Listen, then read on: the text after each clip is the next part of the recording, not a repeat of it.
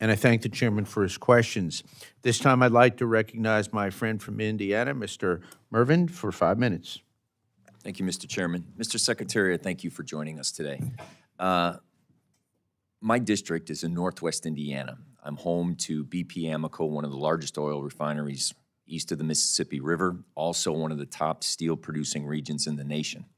That being said, through the infrastructure bill, there were 7 awarded hydrogen hubs. One of the hydrogen hubs was absolutely awarded within my district, the Mach 2. Current reports have shown that that is one of those department review programs that have been paused while you're reviewing it.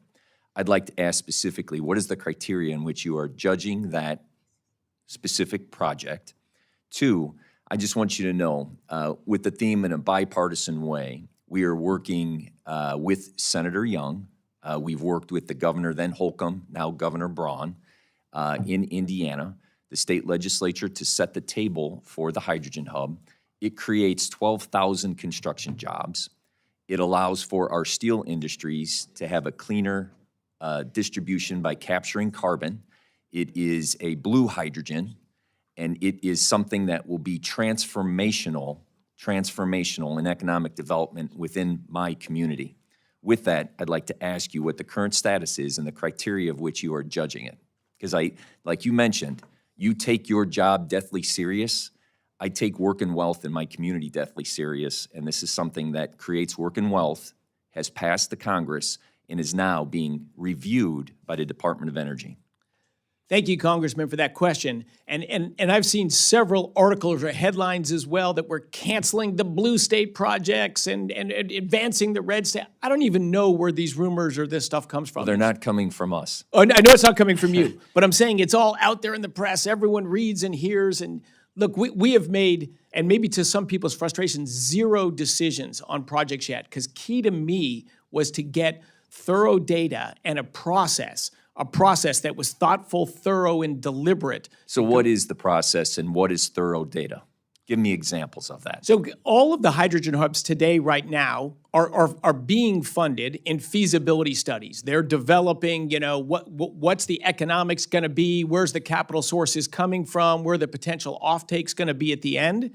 So we are just looking the same way any business would look at investments. We're looking at the legal aspects, the technology, the engineering, the market. Is there offtake agreements for these that make them viable? So with the market, if I may interrupt. Yes, you bet. Both steel mills, Cleveland Cliffs, U.S. Steel, have created a system that could use hydrogen that would be through the carbon capture project that would be able to be used in the blast furnace to be able to make more globally competitive steel and put less carbon out in my district so we have cleaner air and cleaner water. Yeah, look, that's great. If it's a project that meets, it's got the co-financing lined up, the science, Correct. The engineering works, it looks viable, it's got an offtake agreement, so it's not a bridge to nowhere, it's going to continue to go forward and be viable. Those are the kind of things that we're going to go forward with. Very we good. want to improve the guess energy system. My question is, or my statement, Yeah. I want to work in a bipartisan way to make sure that this project comes to fruition. I have to face the Northwest Indiana trades that wants to be able to create the apprenticeship programs that allow for the jobs to be filled of those 12,000 jobs. So the theme of uncertainty, how soon do you think those decisions will be made so that there can be a ramp up so that these investments can continue forward so that BP Amoco or BP and the steel mills and my technology and unions and non-unions and contractors can have certainty that this project is going to go forward because it was awarded, now it's held, and uncertainty is blowing up our economy. Yep. The funding for the feasibility study is ongoing. I don't think that's even done yet. I don't think we're actually holding it up. There probably is uncertainty of are they going to fund it? So I get that. That's real. Certainly in the next few months, by the end of this summer, hopefully before the end of this summer, we will have run through all of the 400 or 500 large projects that are currently in the pipeline at the DOE. To me, it was key to get in the right people, to develop a series of processes. You used a key term, bipartisan.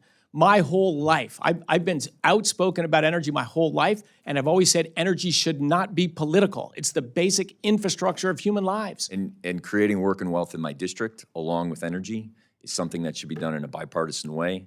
I have United States Senator Young sent a letter, and recently United States Senator Banks and myself sent a letter in support of this in conjunction with the Trump administration, unleashing energy and how this plays into the domestic manufacturing. So these hit all those criteria. It's blue hydrogen, it hits the oil, it's carbon capture, and it creates jobs and wealth. So I look forward to working with you and having an open line of communication between my office and your department so that we can communicate accurately what is going on over the next few months. Then I have another question, if I may. Within your testimony, you talk about critical minerals. Just this morning at Ford plant in South Chicago, they're going to halt production because of the lack of critical minerals on the braking systems. So one of the part of your testimony is how important it is to our national security, domestic manufacturing, and basically our economy on critical minerals. The current tariff system is halting minerals coming in from China. You're talking about critical minerals and how important they are. I want to give you an opportunity to speak to how we are going to speed up our critical minerals, our mining, and how we are going to do that so that people aren't losing jobs under this time of uncertainty. Critical issue, Congressman. Thank you for raising it. It truly is critical. For decades, China has worked to get a large, controlling, in some case, complete control of supply chain of what seem like small businesses, but they're critical businesses, hence the term. You can't build the brake system without that magnet. And that's of great concern. There is a cross-agency effort in this government right now. It is there, not a day goes by, not a Saturday or Sunday goes by, that there is not a dialogue about how do we change this calculus on the ground? How do we develop capacity of mines, of refining, of production in our country of so many, of the 50 critical minerals, we're 100% dependent on imports for 12 of them. We're up to 40 of them that we produce less than half of in this country. So yes, it is a priority issue for us, and it's something you're going to hear a lot more about. But thank you again for raising that and for your bipartisan and job-focused sentiments on energy. Yes, and just in closing, the real life of that is that in Riverdale, a steel mill that is part of my local 1010, they just laid off people because the pinching of the auto industry. And I just received notice today they're going to be closing down or reducing workers within a plant near me. 80% of those people live in my district. I will work with you in any way possible to close that gap, to make sure that the minerals are there, to make sure that those individuals are working and providing for their families.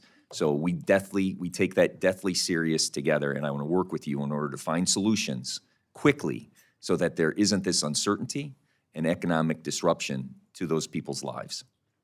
Fantastic, Congressman. Thank you for those words and for your passion. Thank you. Thank the gentleman for his questions, and I would respectfully remind the members that we want to limit the first round of questions to 5 minutes so that everyone can have an opportunity